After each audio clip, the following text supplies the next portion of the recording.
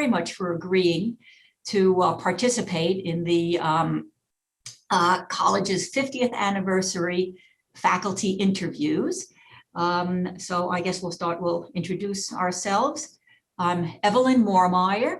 I'm an environmental consultant with Coastal and Estuarine Research in Lewis, Delaware, and a proud alumna of the University of Delaware, master's and PhD in geology, 72 and 78. And I am John Wehmiller, a now retired faculty member from the Department of Geology, as it was named back in the 70s and 80s and 90s. It became Geological Sciences, and now it is Department of Earth Sciences. I started at Delaware in 1972, fresh from my PhD at Columbia University at Lamont Geological Observatory, and basically was at Delaware from 72 until retirement in 2013. And I've continued to collaborate with folks at Delaware in some research ever since then.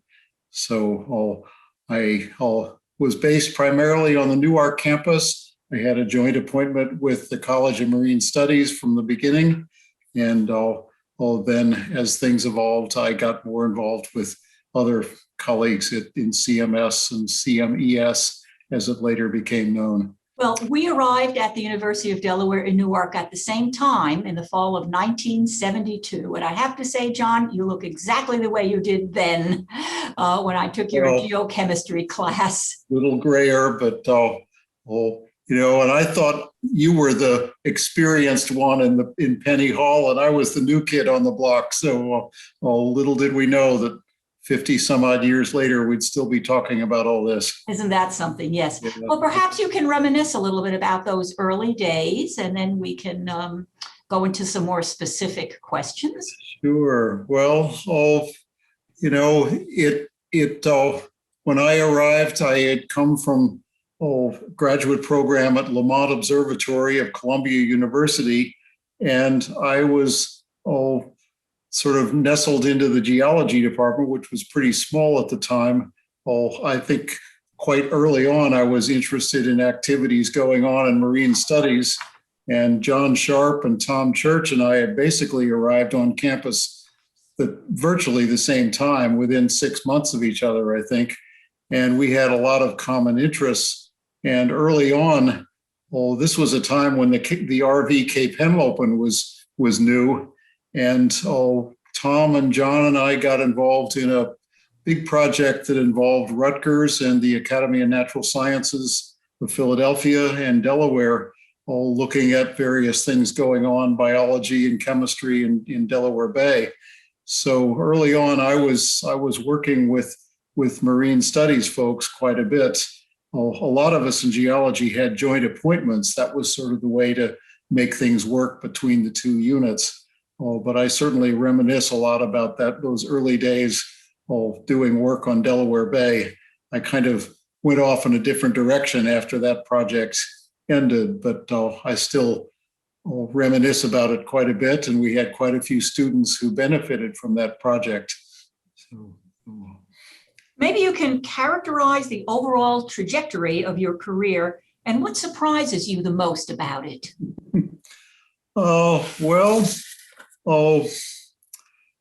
I guess, I don't know whether I would say surprises, but I came to Delaware thinking that I was going to be an environmental organic geochemist.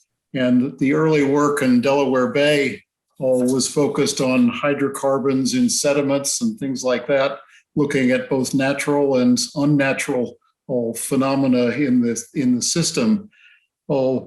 As things evolved, I was at the right place at the right time.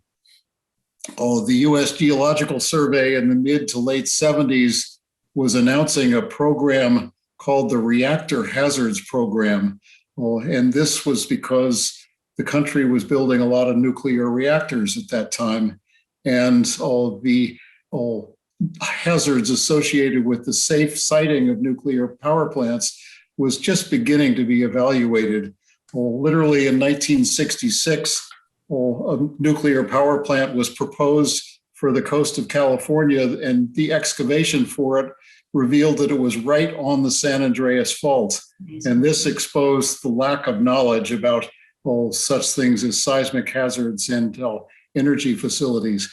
So one of the things that was needed as part of the reactor hazards program was the development of geochronologic tools could assess the relative stability or instability of mapped faults and landslides and things like that.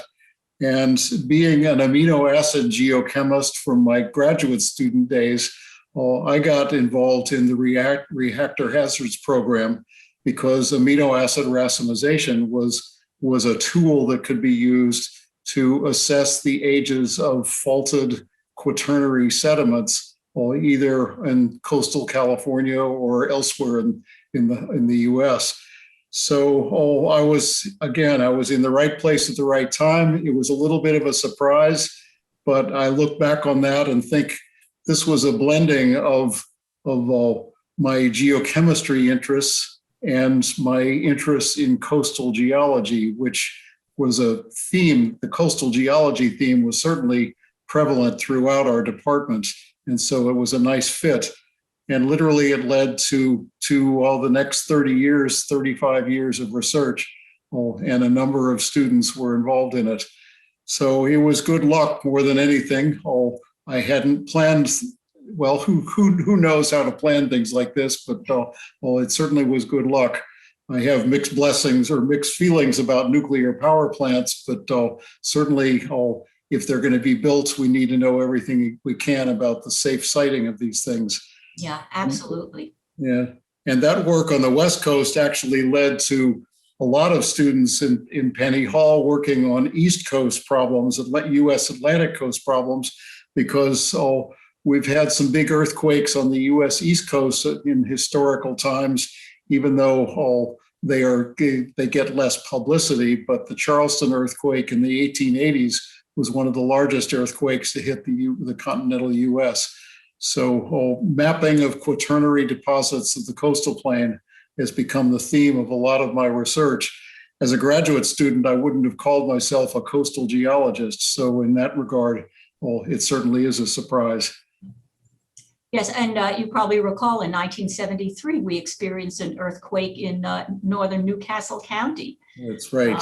Right. It was, I think, for most of us, our first experience with the rumbling and the sensation of being in an earthquake. That's right. Definitely my first experience with one. So, what elements had the biggest impact on your work as you reflect back on your time at both the department and the college? Oh, well, I think that, again, thinking about the things that influenced my work and the people that influenced my work, the reactor hazards program really was something that triggered a lot of what we've been able to do. As that program sort of phased out, there still became the need for the development of geochronologic tools.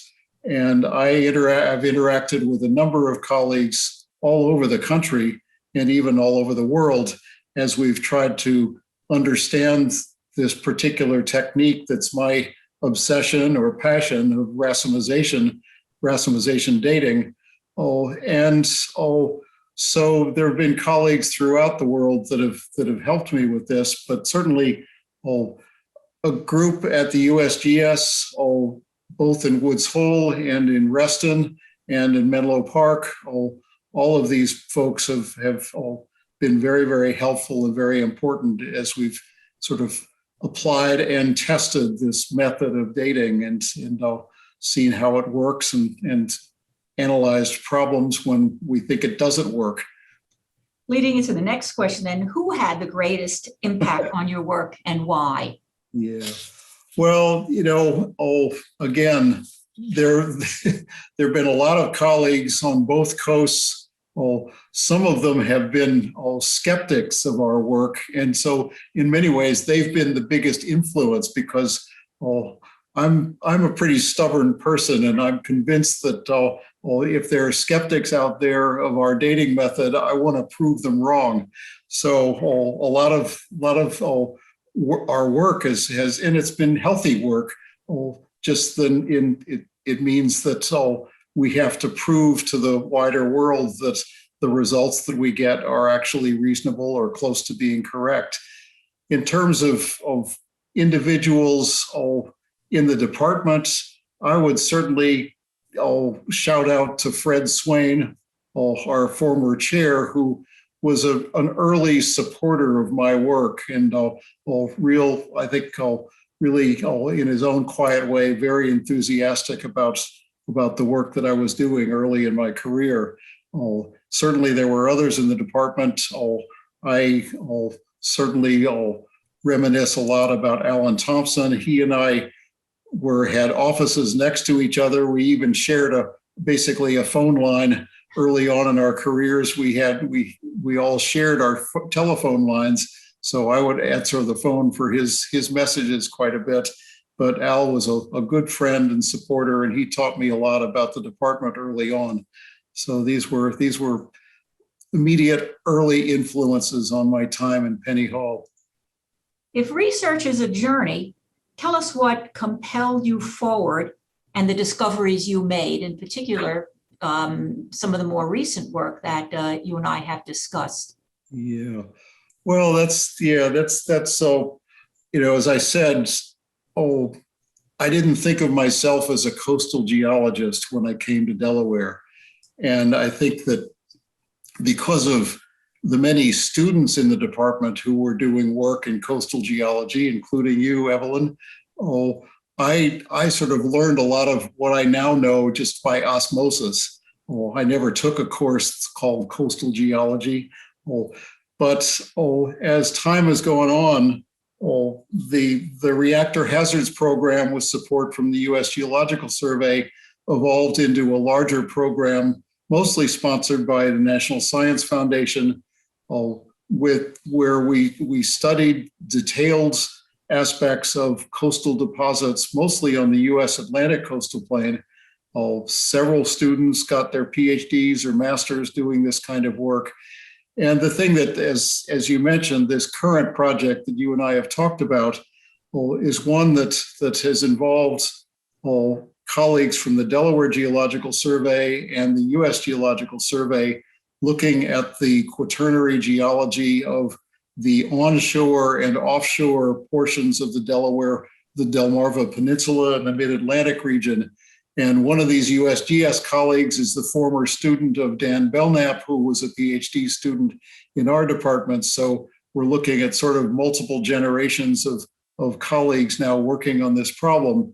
And what we've come to see in this most recent work is that we're duplicating and building upon work of students in Penny Hall who did work on the Delmarva Peninsula in the mid to late 70s, all through up the 80s and into the 90s. And we're synthesizing it and coming up with some pretty exciting results about sources of sediment that get to the barrier islands on the peninsula, offshore geology that can be linked to the onshore sediment sources or offshore sources of sediment that can be then identified in the onshore deposits. So it's something that's integrating work that's gone on over the past 40 years. And maybe because I've just been in one place and been doing this long enough, I've been fortunate enough to see the field evolve in this way. But it's been very gratifying. We're waiting for the paper to be published. It's on its way. But so I think that this most recent project, which has been 5 years of work with Kelvin Ramsey and the Delaware Geological Survey, has led to this grand synthesis. And of course, there will be more to learn, but it's very satisfying at this point in my career to have gotten to this point. So I feel very fortunate about this. And it was all good timing. The project started after I had retired. Kelvin got support from Bureau of Ocean Energy Management because it was work designed to respond to coastal erosion issues after Hurricane Sandy. And lo and behold, I was again in the right place at the right time to contribute to this project. Yeah, it sounds like you're as busy as ever, even in retirement. It's been pretty busy. I'm glad to see this paper coming to fruition so I can wind down a little bit. I'm looking forward to that and to any presentations that you might be making regarding your research. You had mentioned students, Dan Belknap being one of my cohorts back in the 70s. Maybe you could tell us a little bit more about the students that you worked with and their specific role in your research. Well, there are a lot of students, too many to name. We had a group early on in my time in Penny Hall.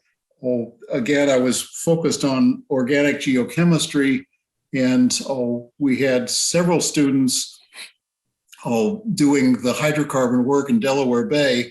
One of them who comes to mind is David Feist, who actually I advised, even though he was a CMS student, but because I was a joint appointee, I was able to advise him. And Dave was, again, in the right place at the right time to do a very, very interesting study following a really catastrophic ship accident on the Delaware up at Marcus Hook, Pennsylvania, where there was a large oil spill.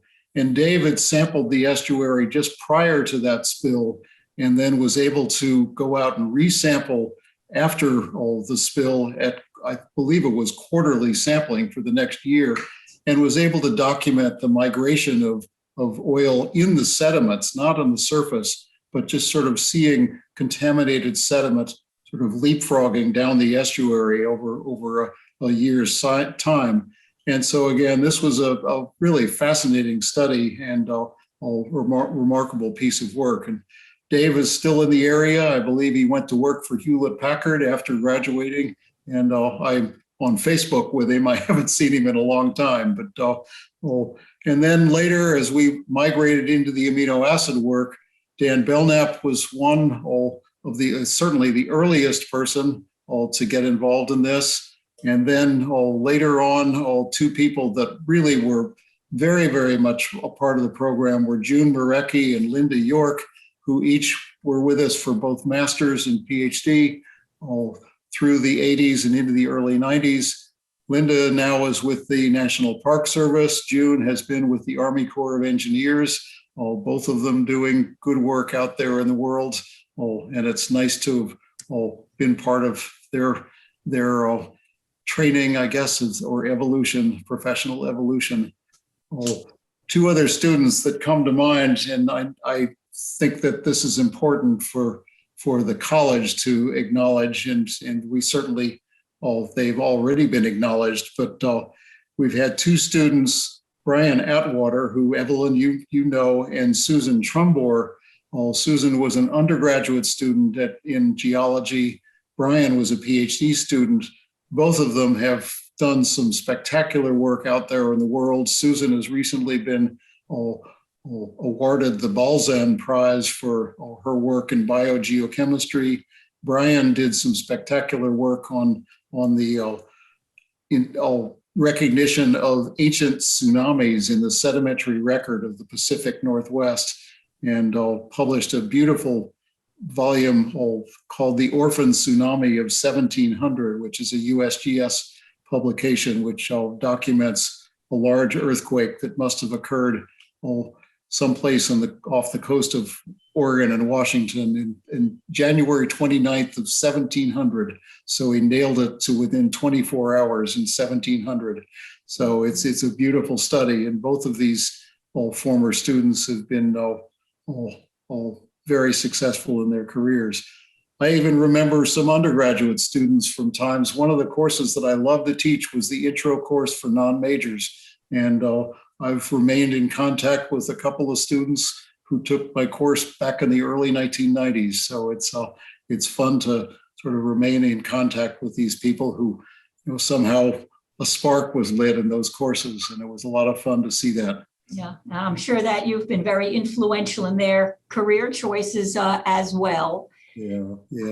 So the last question, John, what of your accomplishments bring you the deepest pride? I'm sure that the students that you've worked with and guided, it must be near the top of the list, but maybe you can elaborate on that and other things that have given you great pride in your long and very successful career at the university.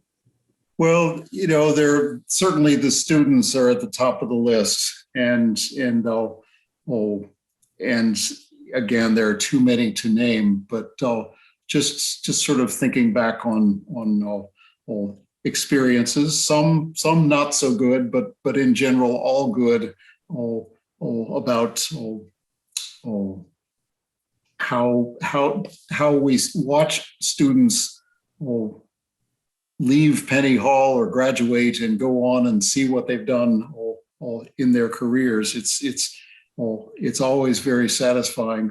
I'm on Facebook of course, Facebook is the modern way to communicate with people, but I find myself on Facebook with a number of former students who I never knew very well when they were students in Penny Hall. And it's wonderful to see their lives, their families, their work, everything evolving.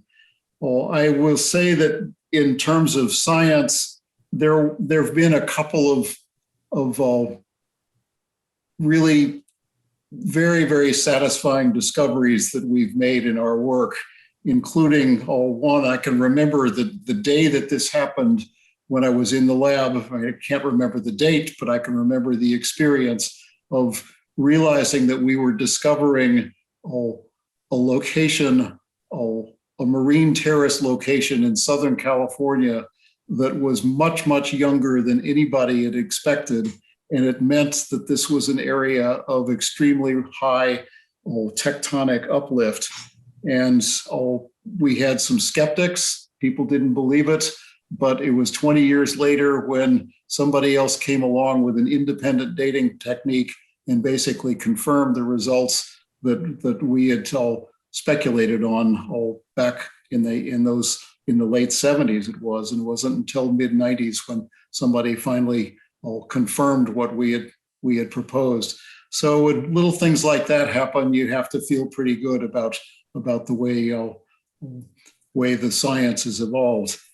In terms of the university, I would have to say that when I came to the university in the early 70s, I came from Lamont Observatory, which now is Lamont Geological, or was Lamont Geological Observatory. And there it was a community of scientists of all different disciplines. And I sort of wondered why marine studies and geology were separate and in separate colleges. And of course, I wasn't around when marine studies was founded, and there certainly is a history to that. But throughout the years, I felt like there ought to be a more administrative hybrid of these two units. And when I was department chair in the late 90s, Carolyn Thorogood, then the dean of the college, approached me and said she wanted to talk with me about geology joining marine studies. And I smiled and said, I'm all for it. I think that the college will change as much, if not more, than the department will change. And it took a few years for all the pieces to fall together. But I think that it's very satisfying to have been part of the process of getting this combination in place. I think it's been a huge benefit for the college and for the department, and it's very satisfying to know that we are where we are because of what happened back in the mid 90s. So that to me is probably, in terms of my time at the university and my contributions to the university, that's very, very satisfying.